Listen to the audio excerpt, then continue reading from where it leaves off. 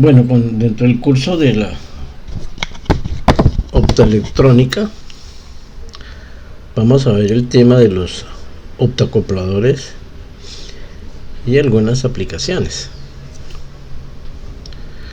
Optoacopladores como la fotocelda, el fotodiodo, la fotoresistencia, etcétera, y otros componentes que vamos a ver en este momento. Los optoacopladores son aquellos como que aparece en la figura, como el A4N35 o el A4N25, que está formado por un LED y un fototransistor. Generalmente hay un LED infrarrojo, el que está acá, y un fotodetector, que puede ser un fototransistor, un fotofed, un fotodarlington, etc.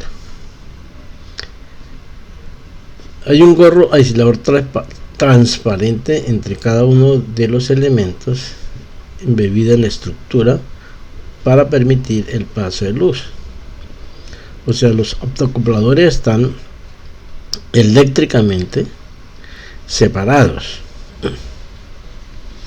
y tienen esta curva, en este caso una recta característica, donde aquí está la corriente directa del LED y F miliamperio, y la corriente de colector del transistor. Aquí tenemos un LED y fotodiodo, aquí hay un LED y fotodarlington, aquí un LED y un fotodiristor o foto SCR. Aquí está la forma como aparecen las paticas de ese componente. En este caso sería un fototransistor, un circuito de 6 paticas, o como en este caso que tenemos un fotodiac, parece fotodiac.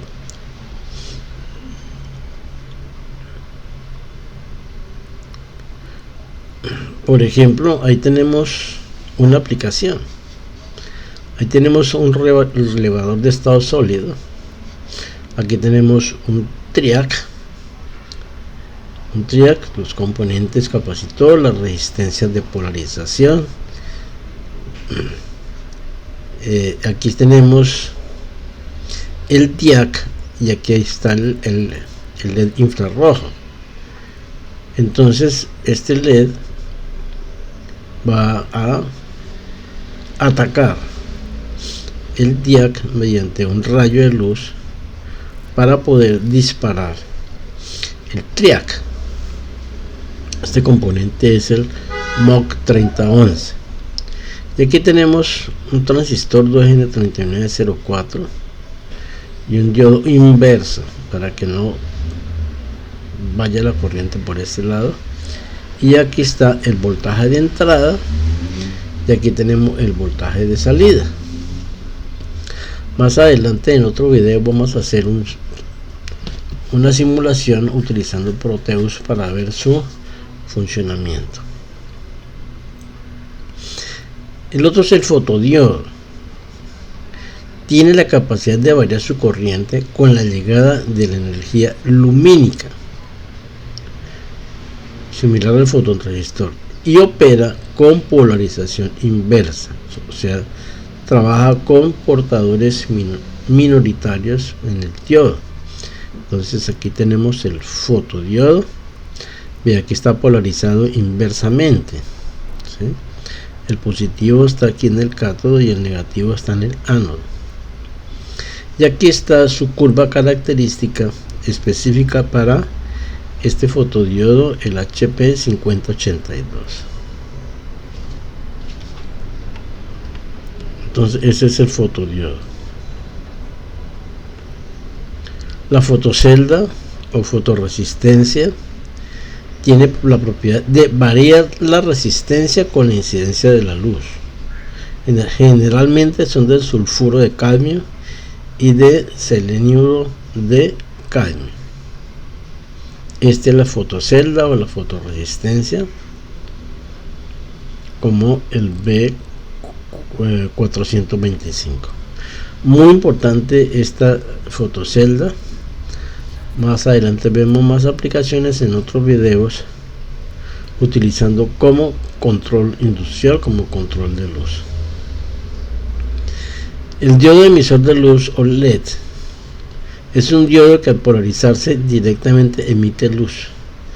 Existen de diferentes clases de luz, existen LED rojo, amarillo, verde, naranja, etc. Y también hay de luz infrarroja, o sea, los famosos IR. Son de silicio, germanio o arseniuro y galio. Entonces el LED. Este es su símbolo y aquí está su representación, la forma como se polariza, ¿sí? Entonces cuando llega el voltaje positivo, le llega corriente al LED, pues él se ilumina.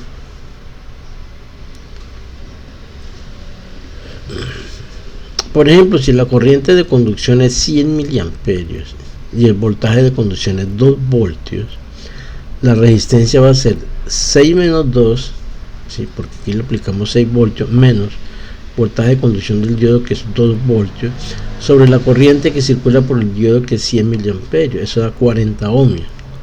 Entonces se debe colocar una resistencia superior a 40 ohmios. En este caso se seleccionó 100 ohmios para polarizarlo, pero para no quemarlo. Si le colocamos una resistencia menor a los 40 ohmios, pues va a consumir una corriente mayor a 100 miliamperios, que muy posible lo va a quemar. Estas son otras representaciones del LED. Este sería un LED de 7 segmentos. Este sería un componente que tiene 4 LED incluidos.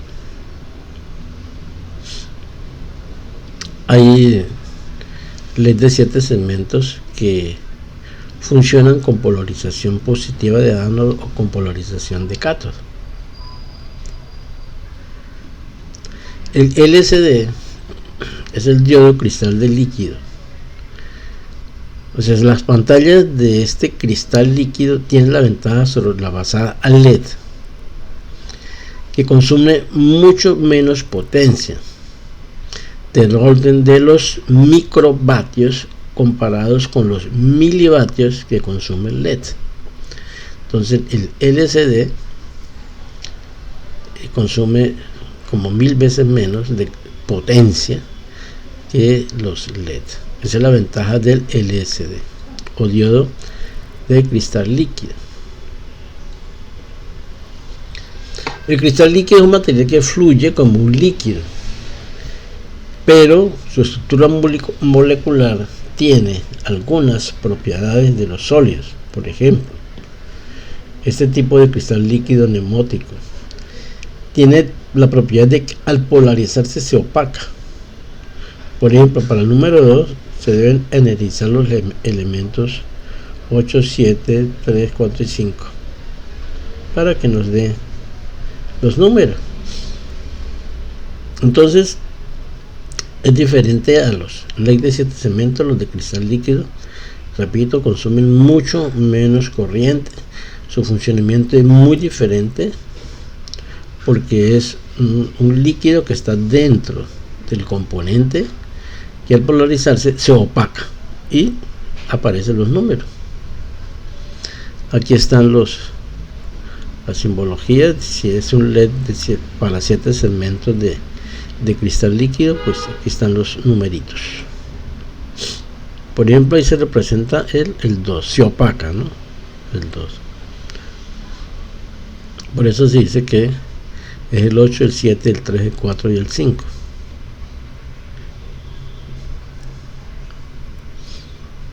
Ahí lo pueden observar.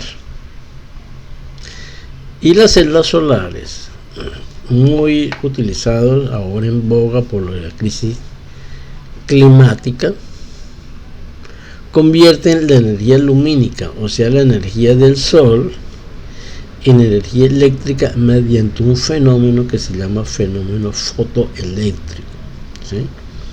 Entonces aquí está la capa, son dos tipos de capa.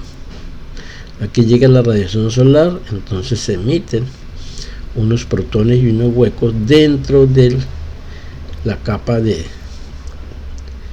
silicio, entre la capa superior y la capa inferior. Eso funciona como una especie de diodo.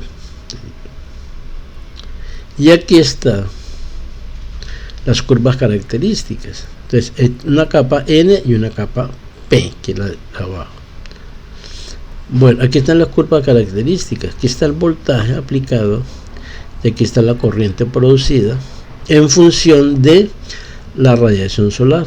Pueden ser milivatios por centímetros cuadrados, ¿sí? Entonces obviamente que si la radiación solar es mayor, pues la corriente va a ser mayor.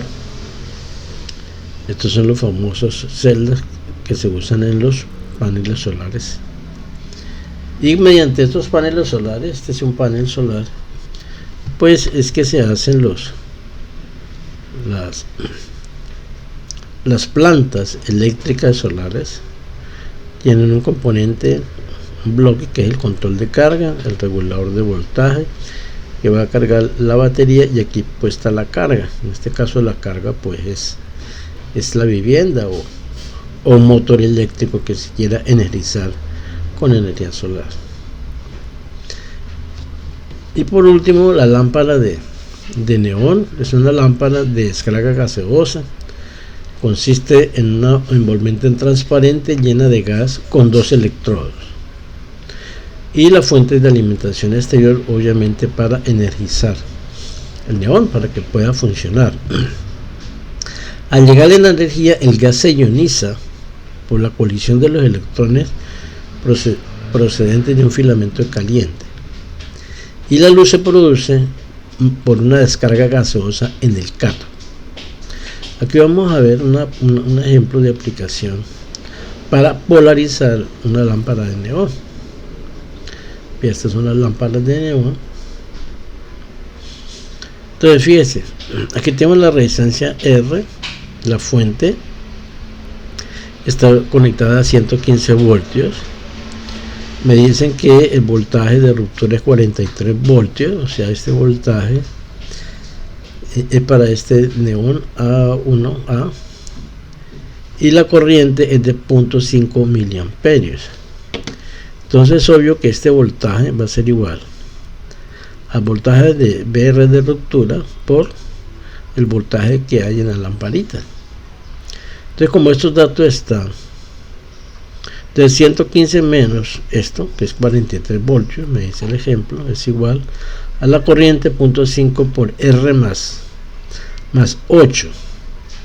Este 8 me dicen que la resistencia interna de esa lámpara es 8 kiloohmios. O sea, la resistencia de la lámpara es 8 kiloohmios. Entonces de ahí despejamos R y me da que esta R que se debe colocar es de 136 kiloohmios. Bueno, gracias por su atención. Le agradezco mucho que compartan el video y que se suscriban al canal.